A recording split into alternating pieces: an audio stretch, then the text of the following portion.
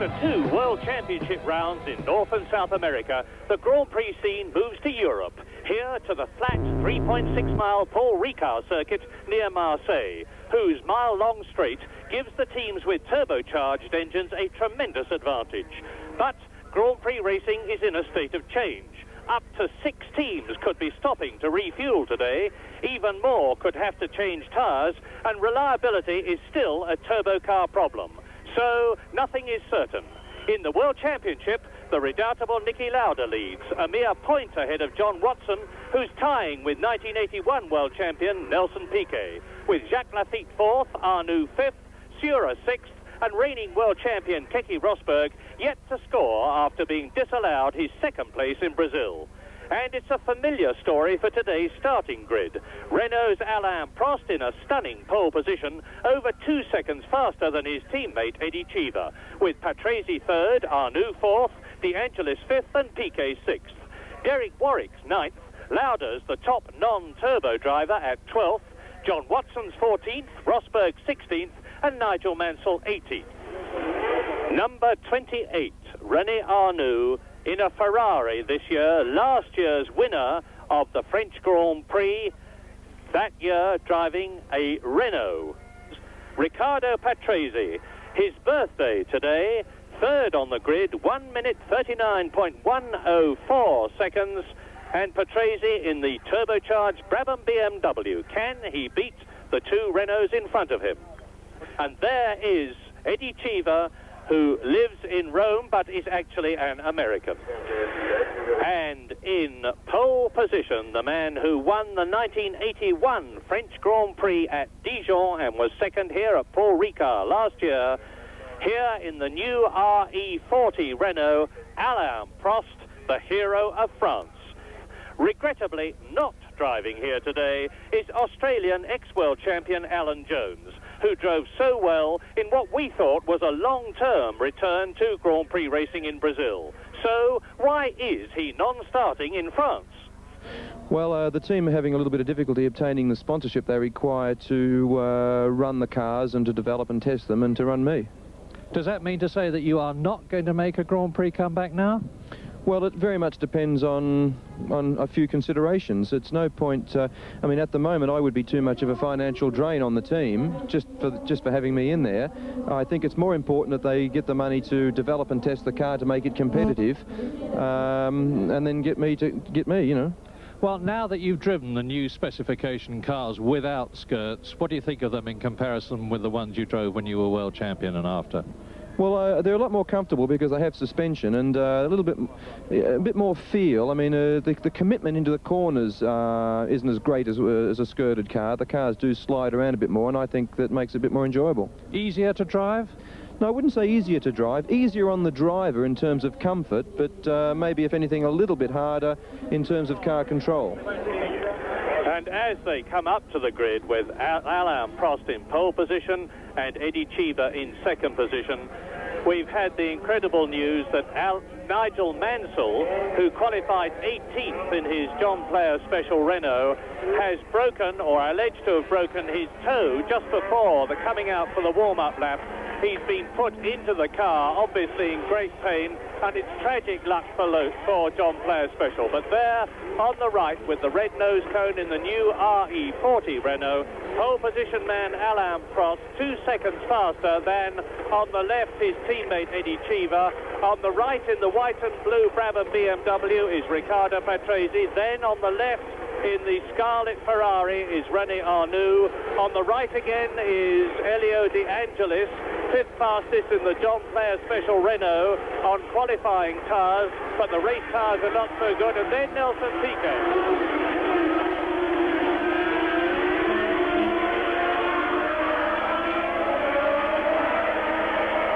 To La Verrerie, and already Riccardo Patrese has slotted his Brabham BMW into 2nd position ahead of Eddie Cheever, behind Alain Prost. So it's Cheever 3rd, Renault's 1st and 3rd, and Nelson Piquet is in 4th position, and René Arnoux in the Ferrari is in 5th place. And this should be the story of the turbocharged cars.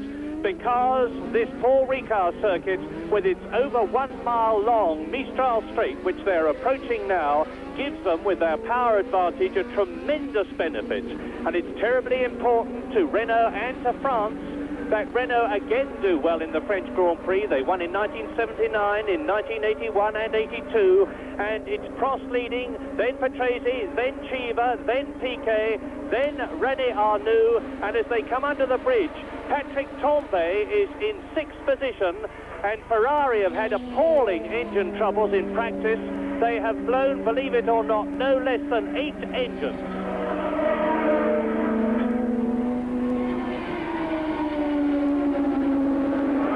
Yes, well, we got away to a good clean start there. There were no tangles that I could see, and Ferrari's moved up well. The turbos have got a nice long run down to the first corner, so they managed to get away from all the Cosworth engine cars. And the leading group that you see, we expect all of them to stop in the pits for refueling at half distance. So the usual story, the turbos with their high fuel consumption have gone for half tank. No change amongst the leaders.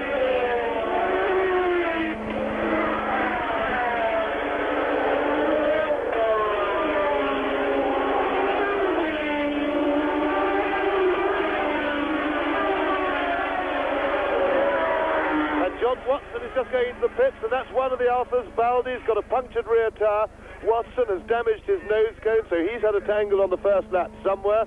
Appalling luck for John Watson, who is in 2nd position in the World Championship, tying with Nelson Piquet. On goes the new Marlboro McLaren nose cone.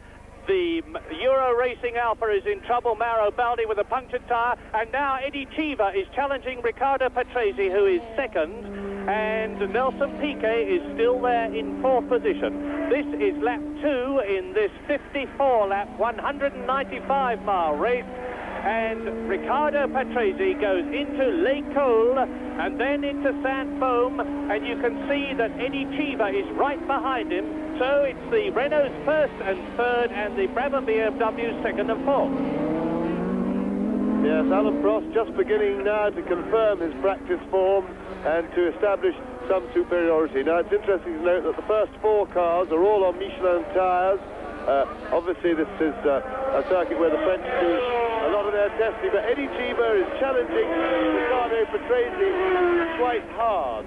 Now, there go the 2 Ferraris through, and De Angelis still up well in his Lotus. He wasn't expecting to go that well.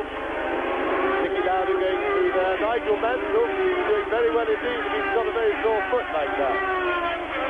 The interesting thing now is that Patrick Tambay has come up and passed his Ferrari teammate René Arnoux. Tambay, who had the bulk of the trouble in the Ferrari in practice, but it is Prost leading on lap 3. There's the new RE40, and Alain Prost is trying to make a breakaway. He's 3.23 seconds at the end of the 2nd lap, and now Cheever is 2nd. Eddie Cheever has passed Riccardo Patrese in the Brabham BMW on lap 3. So lap 3, it is Prost, Cheever 2nd, Riccardo Patrese there 3rd, Nelson Piquet 4th, then Patrick Tambay in 5th position. Behind Patrick Tambay is René Arnoux in the 2nd Ferrari 6th. Then it's Elio De Angelis, and then the first non-turbo, Keke Rosberg. Yes, Rosberg really charging now, but he's got the perennial problem. He's behind 2 very powerful turbocharged cars, the Renault-engined Lotus of De Angelis and the Ferrari of René Arnoux. But will he be able to get by? He's got to get by in this section of the track somewhere, and it's too tight, really, for easy passing. But Rosberg has showed no lack of willingness to have a go this year. He's driving very confidently, some would say a little bit overconfidently so far, but I'm quite sure that he's learned from what mistakes he's made, and he's much too clever to continue to do that. Now, if he passes at this section of the circuit, the problem is that the Lotus Renault will just power past him. He's getting the line for the inside for the hairpin, but now the Lotus is going, it's too long a straight now, and the Lotus must repass it. But will he be able to? Because I suspect that the Lotus tires may already be beginning to go off, and through and right wide goes Elio De Angelis, and sure enough, as James forecast, Elio De Angelis in the 620 horsepower Renault powered John Player Special powers past Rosberg. Yes, and Rosberg's done it back again. But again, he's got past, but I doubt whether he'll put enough air between him and D'Angeli. He might do with the advantage of the Ferrari in front to tow him. He's got 2 corners now before this one and the left hand before he gets onto the straight, and he's made enough air if he makes no mistake now. He's got to get lined up behind that Ferrari, and he's right up on the curb. Keke Rosberg really trying and entertaining us magnificently. Now, I think he's got enough daylight, but that Lotus is going to keep on coming. No, he's not going to catch him now. Can he, however, catch René Arnoux, who has dropped right back from the leading 5? The Patrick Tambay Ferrari in front of him, the 2 Brabham BMWs of 3rd place man Riccardo Patrese and 4th place man Nelson Piquet, and of course the 2 leading Renaults. Well, that's the leading non-turbocharged car, Keke Rosberg, that we're looking at now. Yes, Keke Rosberg is at a rough estimate, some 25 seconds behind Alain Prost, and Alain Prost can get refueled and retired and slowed down and accelerated to get onto the circuit in not much more than 30 seconds in a good pit stop. So Rosberg is going to have to go some, because I doubt whether he's lapping as quickly, even on his own, as Alain Prost at the moment. Let us not forget that John Watson has been into the pits, having, I suspect, contacted Mauro Baldi's car. There's De Cesaris, there is Warwick, and there was the second Williams of Jacques Lafitte. And the positions now are Prost leading on lap 6, with Kiva second, Patrese is 3rd, Piquet is 4th, Tambay is 5th, Arnoux is 6th, Rosberg is 7th, De Angelis is 8th, Winkelhock is 9th, Warwick is 10th, De Cesaris is 11th, and Jacques Lafitte is 12th. And it appears that John Watson has stopped out on the circuit. We don't yet know why, but we saw he's not had a happy day so far. His nose cone was damaged at some stage on the first lap. We didn't see the incident.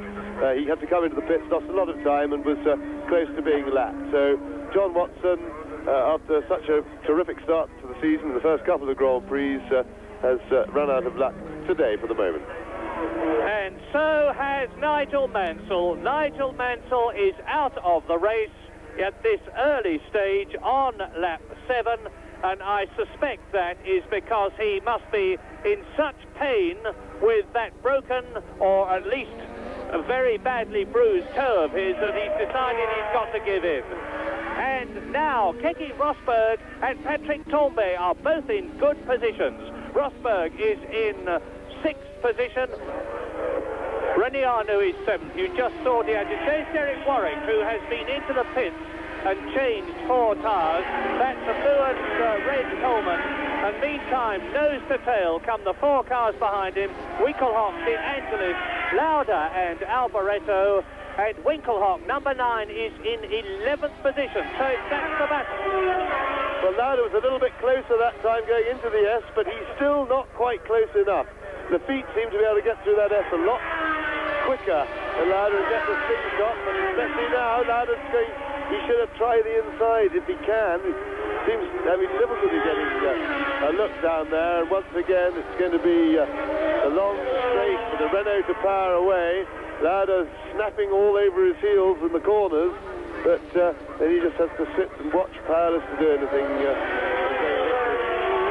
Long straight. Now he's got Winkelhock in front, weaving about a little bit, and there's the fastest lap being flashed up. Alain Prost already, but it's not spectacularly fast, still approximately 3 seconds outside the existing lap record, and something like more than 6-7 seconds slower than Alain Prost qualified, with boost wound up and sticky tyres on. And that is Derek Warwick's car. He was with that battle that we were looking at, and he suddenly shot off the circuit. He's obviously out of the race, having been into the pits to change his tyres. Lauda's 5 yards closer than before. Close enough now. Can he get through this quickly and go down the inside on De Angelis? Come on, Nicky, get down. And he's done it. Oh, not quite. Oh, I thought he'd got his nose alongside, but he's really going to have to get it. Has he got? I don't think he's got enough with the 2 corners remaining before the long straight to put enough air between him and the all-powerful Renault Lotus. So, unfortunately, he's done it at the wrong moment, and I have a nasty feeling he's going to be gobbled up on the straight. Let's watch this now and see if that Lotus of De Angelis can do it. Lauda's got enough. Here we just see him doing it again. Very straightforward. He was right up behind him, and just a little squirt on the throttle down the inside and nipped inside. But I want to go back to the battle on the straight just to see how and there it is. We missed it, but it was a sheer case of brute power and force, and poor old Lauda must be feeling mighty frustrated. But he's just got to get into that corner after the first fast exit after the pit, and not the one where he did it. Lap 19, and while we have been watching this battle between De Angelis and Lauda, which we continue to watch, Nelson Piquet has moved up into second position ahead of Eddie Cheever. So the Brabham BMW is catching as Niki Lauda is right with De Angelis again. We've got real excitement up front. There is the Alfa Romeo of Mauro Baldi, who is back in the race, having been in to change that rear tyre, and as they complete a lap, now Niki Lauda can, as they go up to the Verrerie, with right behind him Alboreto, right in front of him De Angelis. De Angelis, I think, made a mistake there by weaving around instead of concentrating on getting through the corner quickly. We're in the wrong place, but I wanted Lauda was closer than ever and did have a chance of going through and that first slow corner under braking, which is what he has to do to get enough air. There is Riccardo Patrese, who was in fourth position for a long, long time.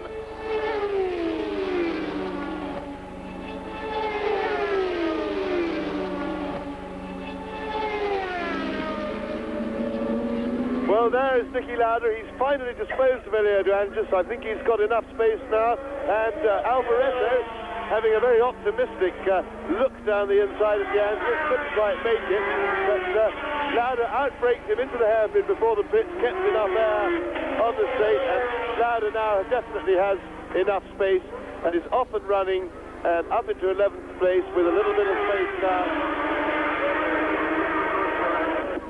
Well, let's gather breath now. On the 21st lap, in the lead is Alain Prost in the Renault. In second place is Nelson Piquet in the Brabham BMW.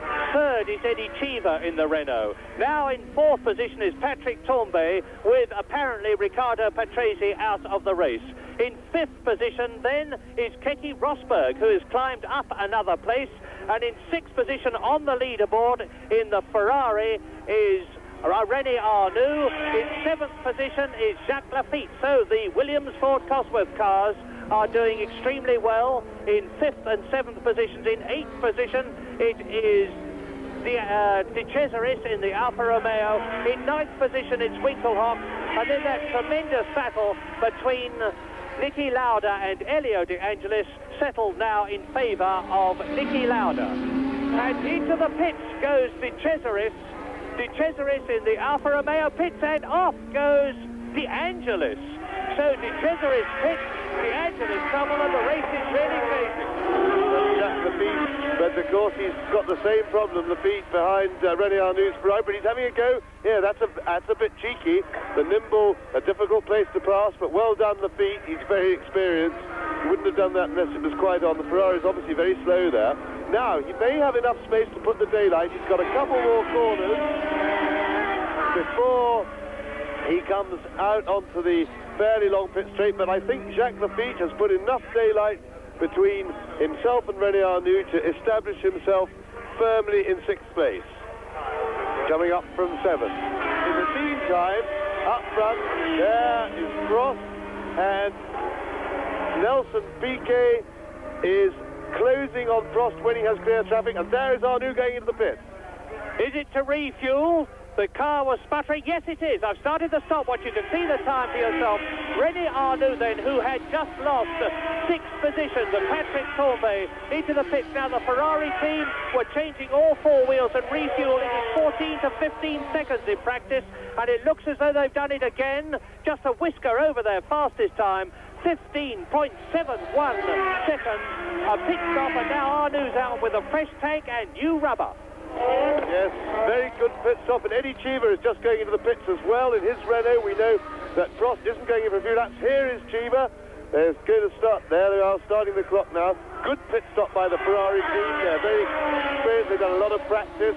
They got the fuel in very quickly indeed, in about 10 seconds, took a little bit longer over the tyres, and fuel finished, fronts on, and that's not quite as quick, but it's still not bad. Anything under 20 seconds is not bad. The Renault team getting Cheever away and on the move. Prost's going to come in about 4 or 5 laps' time.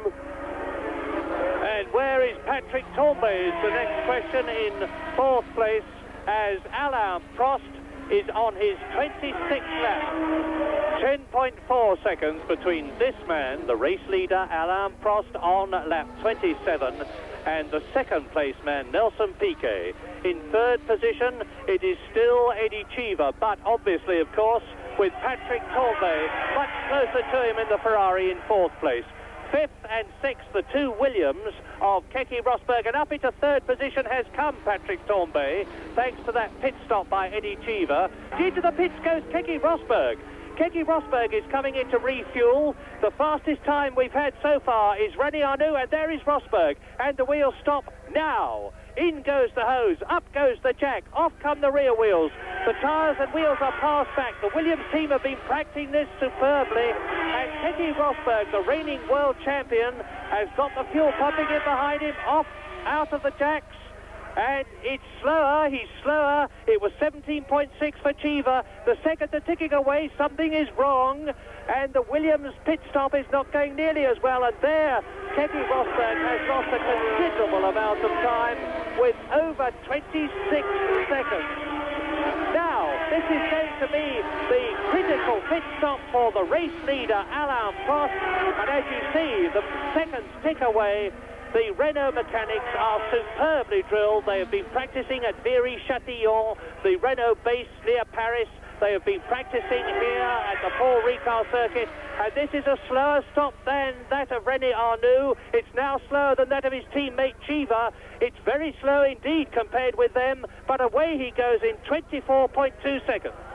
And this can actually put Nelson Piquet in the lead, and there goes Patrick Tambay also going into the pits to make his pit stop. Tambay, here we see Tambay pulling up, very slow stop, had trouble with the right rear wheel on Prost's car, and if Nelson Piquet can get a smooth 15-second stop or thereabouts, he will rejoin the race pretty well level pegging with Alain Prost, and we can have a real run to the finish. So the pit stop seemed to have Constantine and the team had a very, very fast stop by Tambay, but he's been in before, so it's probably just an adjustment, one of the wheel nuts possibly not tight. And now, on lap 30, Nelson Piquet has actually gone into the lead. We haven't seen him for a long, long time, but thanks to the pit stop for this man, the race leader Alain Prost, Nelson Piquet, who has yet to make his pit stop, and off goes Baldi. That's Mauro Baldi hitting the Armco in his Euro Racing Alfa Romeo, a colossal thump, and there's little doubt that Mauro Baldi then is out of the French Grand Prix of 1983. It is a completely changed race as we look at Raul Boesel and Johnny Cecotto, because the new race leader and the second race leader we've got after Alain Prost lost the lead is Nelson Piquet in the Brabham BMW. In second position, thanks to his pit stop, Alain Prost. In third position, now it is Cheever, who has come up and passed Patrick Tambay, who is fourth. In fifth position, it is Jacques Lafitte. In sixth position on the leaderboard, it is Niki Lauda. In seventh position, it's Winkelhock, and in eighth, it's Rosberg, who has pit stopped. Meantime, there is the race leader, the man who won at Brazil, who failed to finish at Long Beach, who is second equal in the World Championship with John Watson, who has, of course, retired from this race. The World Championship led by Niki Lauda, who at the moment is in eighth position, and there is Piquet going through and into the pit. So now this is the race leader. The fastest time we've got so far is 12 seconds just over for Patrick Tambay, and it's stop and start. And the Brabham team, these are the people that initiated pit stops last year. Nelson Piquet sitting impassively in the car. Already the left front has been changed. It's slow compared with Tambay. It's fast compared with the others. Away goes Nelson, 16.1 seconds. Well, I think that's going to take him out onto the track just behind Alain Prost. That's Niki Lauda's car. Niki Lauda's car stuck by the road there. So out goes the World Championship leader over the line to complete the lap and start a new one. That is 33 laps completed then for Alain Prost, who streaks away towards La Verrerie as into the sight of us comes Nelson Piquet, and it is just about 10 seconds between Alain Prost, the race leader on lap 34 in this 54-lap French Grand Prix, and Nelson Piquet, who should be the next car that you see. There he is, second place, the brilliant Brazilian world champion of 1981. There's Piquet warming up his tyres, still just getting used to different tyres. The car feels different when you change the tyres, even if they are the same things. Eddie Cheever is there, only 3 seconds behind Nelson Piquet, and in good position. Piquet is 13 seconds behind Alain Prost. The thing that intrigued me was that the 2 laps or so that Piquet stayed out longer than Prost. Once Prost came out of the pits, Piquet lost a lot of time on the road, which was rather odd. And there is Jacques Lafitte in the pits, Williams stopping both their cars. And you see the seconds ticking away, and now as Jacques Lafitte is challenging the fastest time we've had so far, that of Patrick Tambay in the Ferrari, 12 seconds, and out he surges, 13.8. Yes, didn't change cars, you notice. Lafitte came in only for fuel. Interesting thing there, they may or may not have been drive, but they certainly take the aggravation factor out. There's Nelson Piquet getting settled now on new rubber, which hopefully will give him some more grip. I really think that we're going to see a superhuman effort by Piquet to catch Alain Prost, and of course to throw off Eddie Cheever, who having one of the better pit stops of the leading group, is now very much up in contention. Alain Prost is 14.5 seconds ahead of Piquet, who is 4 seconds ahead of Cheever, now in 3rd position. In 4th position it is Patrick Tambay. In 5th position it is Jacques Lafitte. In 6th position it is Rosberg. So as we look at the second place man, watch for the flash of the red and yellow Renault, and there it is, Eddie Cheever in 3rd position. At first glance, from what I can work out, it seems to me that Alain Prost is absolutely streaking away and going a lot quicker than he was before he stopped, because he's pulling away very fast at the moment from both Piquet and his own teammate Eddie Cheever, which he wasn't doing before, which makes me suspicious that they might have put a different compound of tyre onto Prost's car. And Piquet's tyres, of course, are warming up, and it looks visually to me as though Piquet is gaining a bit. Prost, fastest so far, 1:42. That's 2 seconds outside the lap record, which was done by a skirting car. But Piquet is indeed dropping back. 16 seconds is the gap as Alain Prost comes up to René Arnoux, who is in 8th position. Right, so Prost has lapped the 9th place man. He's gaining on the Ferrari of René Arnoux, and this is going to be very interesting because it was last year that René Arnoux and Prost had a real needle match, because Prost had instructions to win and René Arnoux had instructions to finish second, and René Arnoux held on to the lead he had, and he won the race much to the disgust of Prost and the Renault team, and now they're in rival cars and Prost wins. Arnoux, right beside him, is gaining on Michele Alboreto, and behind them is Raoul Bercel in the Ligier, and Prost is through. He has taken the Ferrari on his 37th lap out of 54. So the leader has lapped the 8th place man. In 2nd place it is still Piquet. 3rd it is still Cheever. 4th it is still Tambay. And Keke Rosberg has moved up into 5th position ahead of his teammate Jacques Lafitte, and Alain Prost goes through on lap 44 to complete his 44th lap, and he's done it. And it's now just 10 laps for the race leader, Alain Prost, 28 years old, from Saint-Germain, who is pulling away inexorably from the lap 5th place world champion, Keke Rosberg. And the gap between Prost and Piquet, 24 seconds now. The gap between Piquet and Chiva. There is the third place man. Is 9 seconds, 9.03 seconds. It looks like being another famous French Grand Prix for Renault, who finished first and second last year. We're looking at the second place Brabham BMW of Nelson Piquet, and into his last lap, James, after really a copybook race, because he only lost the first place when he came in to refuel.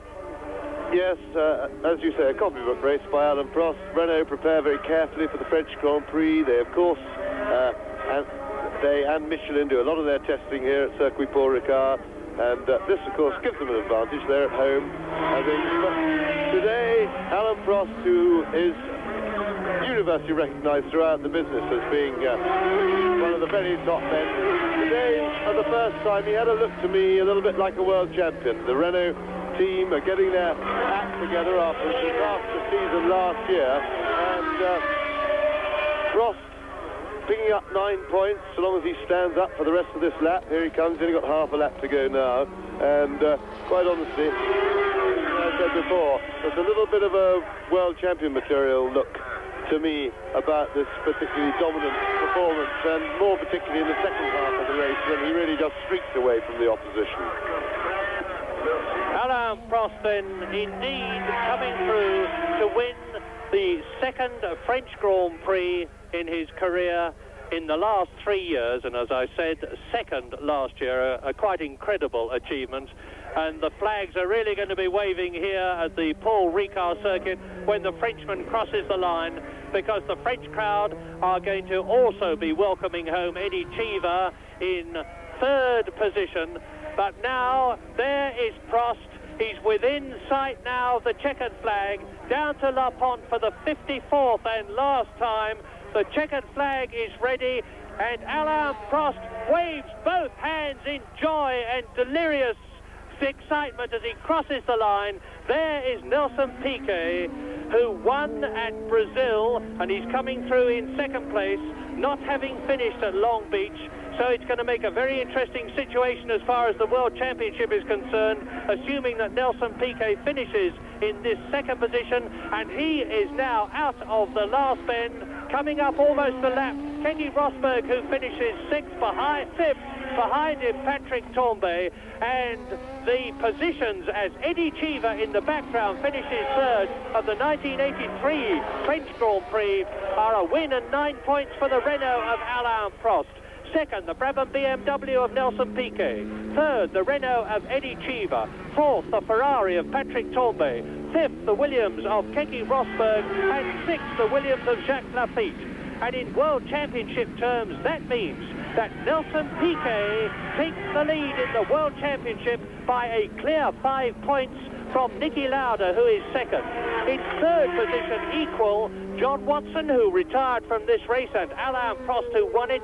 In fifth position, Jacques Lafitte in the Williams, and in sixth position, Patrick Tambay in the Ferrari. So, from the third Grand Prix of 1983 at a very, very chilly Paul Ricard circuit, on May the 1st to the 4th Grand Prix, to hopefully a sunny Imola for the San Marino Grand Prix.